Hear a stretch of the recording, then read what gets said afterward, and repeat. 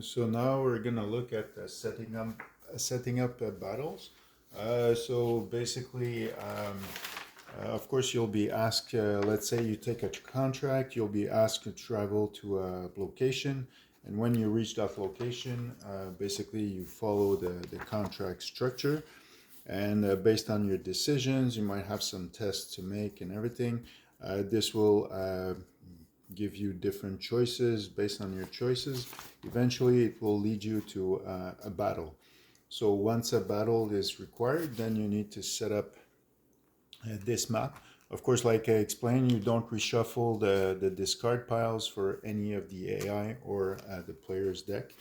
So when a battle is required, basically it will say the location.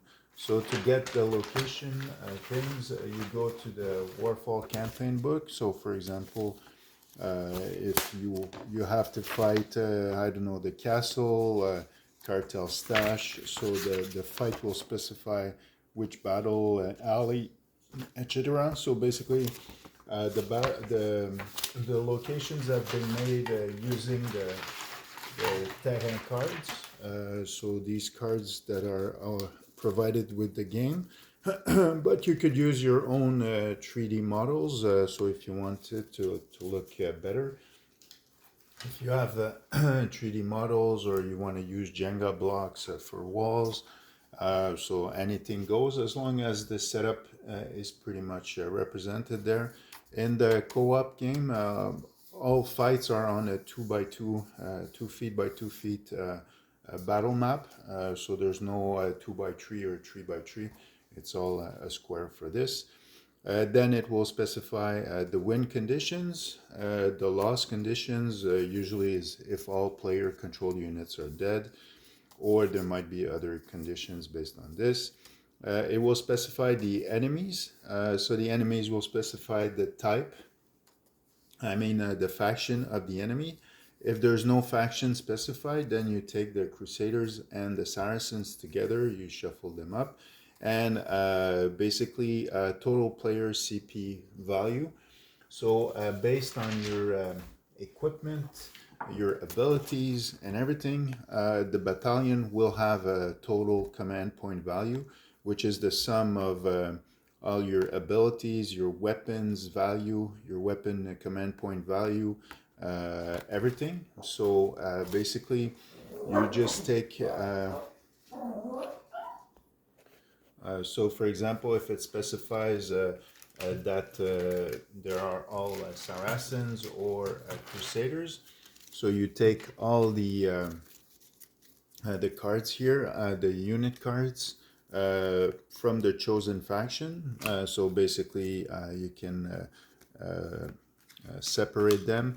The only exception is the priest and the invoker are not part of the enemies that are available. So basically, you just separate them in the faction, and then you draw. It will specify total the value of the players times 1.5, 1.25.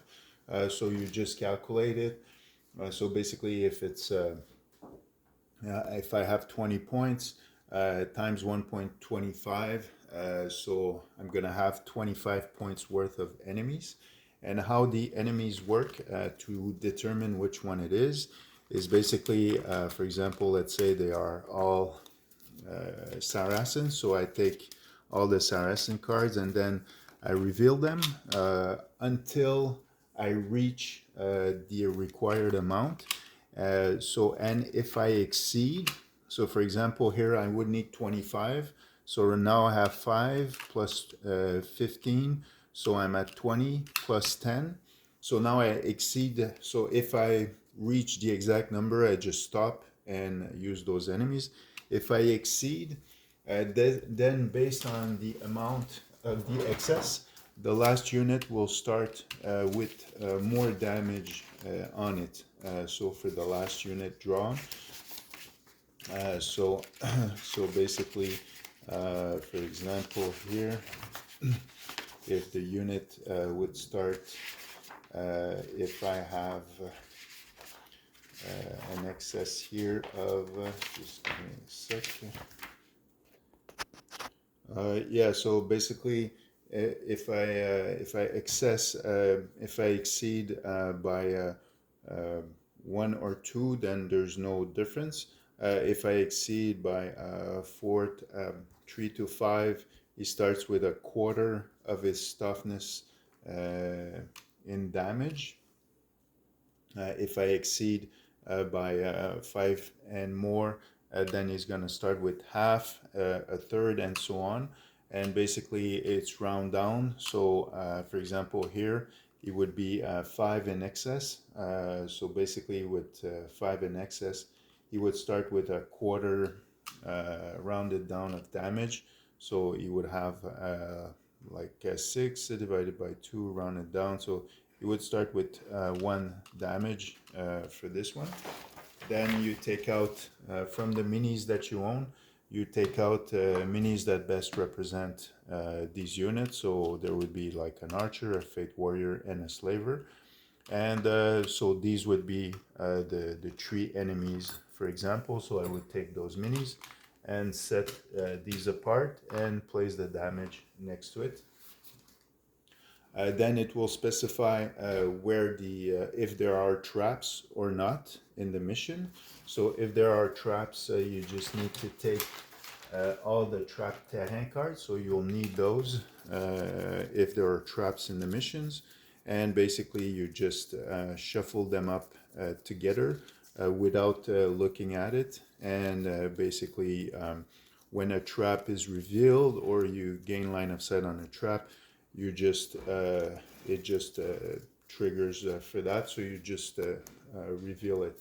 So how traps work is basically, well, we'll see it a bit later. After this, we'll see the setup for the battle.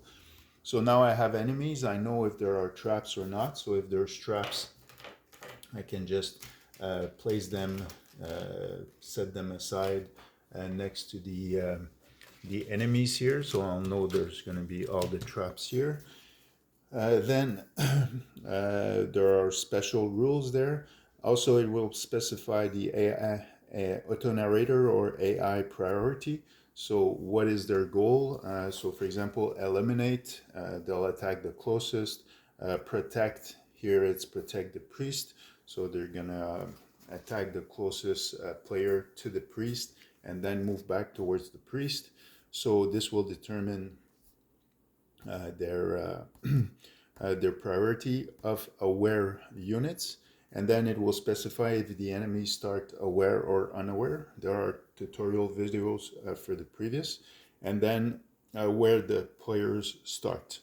So once you have all this information, so then we can do the setup for the battle.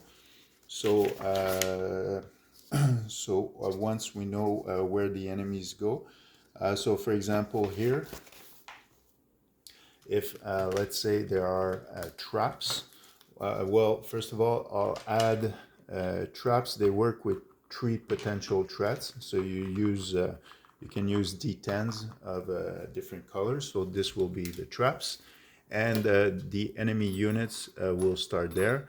If they say they start next to random terrain, so you just place all the terrain here, and basically you determine randomly. You could say, so for example here there's 5, so 1 2 3 4 5 6 7 8 9 10. So the first enemy would be put 8, the second enemy would be put 1 2 3 4 5 6 7 8 again there, and the third enemy would be put 9, so would be put here. Also, the enemies must start always out of line of sight of the player. And once you know towards which terrain they're assigned to, then you determine randomly where it's positioned in regards to that terrain. So basically you can just roll a d10 and the pointy side will indicate how it starts in relation to the terrain. So let's say this would be the dice and the center here. So I would roll it. So this one would be facing like so, and it must be facing towards an open side. The second unit that's that's to this would be facing, you see, like this. So it would be here. And the third units in regard to this one would be here.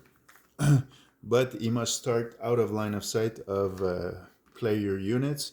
So if, let's say, the players would be here, well, then that wouldn't be applicable. So like this would be okay.